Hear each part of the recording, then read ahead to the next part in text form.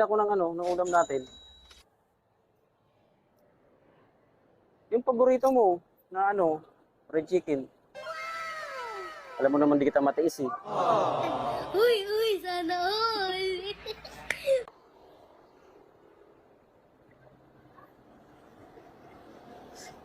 Ay naman! Grabe ka naman, simpleng dahilan lang. Simpleng relasyon mo lang, tapos hihiwalay mo na ako. Hindi ko kaya. Mahal na mahal kita eh. Ayoko hiwalayan mo ako.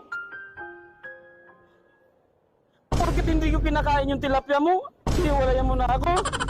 Ako?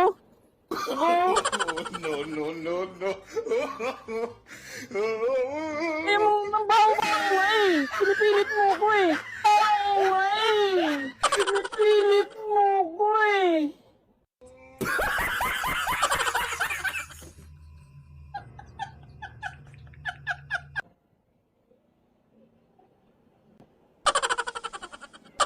Yung hugasan mo naman, hindi yung lang ang dahilan, hindi kita kinakain, tapos hiwalay mo ako, mahal na mahal kita eh.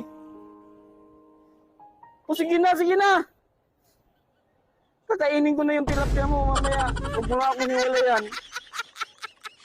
Basta hugasan mo ha. Baho-baho kasi. Oo, ma-promise, kakainin ko na yung tilapia mo mamaya. Basta maghugas ka. Oo nga, mamaya, kakainin ko na yung tilapia mo. Ang kulit mo eh. Titiisin ko na yung baho. Huwag mo lang akong hiwalayan.